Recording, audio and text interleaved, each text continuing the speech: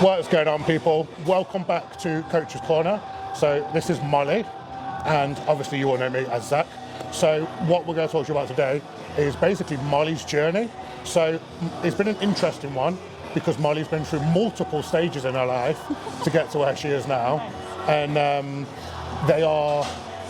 they're actually, to be fair, they're all very extreme to get to where she's got to today. But what I want to say is we have started a prep for her first ever bikini show, and she is absolutely smashing it. And when you actually see the shape that this girl's got and that she's put together through like relentless hard work and some crazy early mornings, then you should be proud of her, because I am too. So if you want to give the guys an insight on what you've done and where you've come from. Yeah. I was pretty overweight until I was about 19. All through school, all through uni, all through my gap year, and then I dropped about 30 kilos doing just a diet, just Slimming World, which is horrible. Then I just maintained that for years, and I had absolutely no interest in anything to do with fitness or sports or being muscly at all. I just wanted to be as skinny as I could for a good 4 or 5 years. Last January, over a year ago, 2024, joined the gym, started lifting a few weights, got some biceps, and I was like, right, okay, I can do this, I can build some more muscle. And in about probably like April or May, I started thinking maybe one day I could get on stage. And I had a pretty good routine. Similar like training split, but just definitely wasn't as intense. But I still think I built some good muscle on my own. Pretty much spent 6 months just trying to build as much muscle. And then I got in touch with Zach, and I was like, right, I need some proper help now because I've got 1 year and I want to be on the stage. So training, definitely the intensity increased very quickly, but I love training, so it doesn't make a difference to me. My sessions are just longer and more fun and targeting the right things. It helps when you enjoy what you're doing, doesn't it? Yeah, definitely. Like, as Zach said, I get up and do it first thing in the morning, and it just starts my day. Yeah, love training. So the thing is with you, isn't it, like you come to me with a goal in mind, a very set goal, wasn't it? Yeah. Of getting on stage, first time as bikini, and basically we laid out a map, didn't we, on how we were going to get there sort of month by month, and we've just broken that down. So when Mol come to me, she was obviously she already previously lost all this weight, and we were in a growing phase, and that is again something that we continued to grow and develop a muscle, especially in the areas now that we're going to be relevant to stage. So we continued that for a period of, it was around 6 months, wasn't it? Yeah. Since September. So. Yeah. And then, kind of unfortunately, a little bit out of our control, some of the federations, for whatever reason, unbeknown to us, they had to move their shows, and they came forward a little bit by 3 weeks. Yeah. Yeah. So jumped into prep. Yeah, literally, that kind of shut off, our sort of miniature maintaining phase, and or the pre-prep phase, as people call it, where you just sort of sit at maintenance and recomp and hold off. So that kind of shut that down, so we had to jump straight into prep with the time that we had left, so that's where we are now. But realistically, Molly communicates very, very well, and if there's anything ever wrong, or she's had a bad day, or she doesn't feel that she's connected well with one of the sessions, she always lets me know.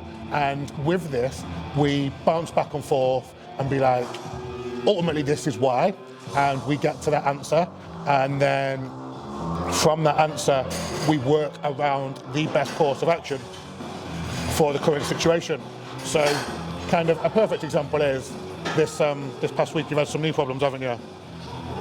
Yeah. So we've had to just tweak the cardio, tweak some of the intensity in training, kind of manage around that with our rest, recover with our food, and at the end of the week, she's good to go, and she's just smashed out an awesome leg session and pretty much pushed past what she would do on a daily basis. So just having that ability to communicate and understand that she's not feeling the best and put that across to me allows me to help her and then see her excel again now, moving forward, because I imagine in the next couple of weeks that she's going to start flying again and go really headfirst into prep. So how are you finding prep so far as your first one? I feel like it's been pretty smooth sailing until obviously last week, when I feel like just everything got on top of me a little bit, and the scale not moving, and then my knees hurt, and then I was tired, and it just like all came on one day or two, which then extended to like 2 or 3 days, but Yeah, back on track. we are, aren't we? We're flying again. Flying this week, yeah. So for any of you guys know that have prepped or that want to prep, like the emotional battle and the mental battle during prep is absolutely massive.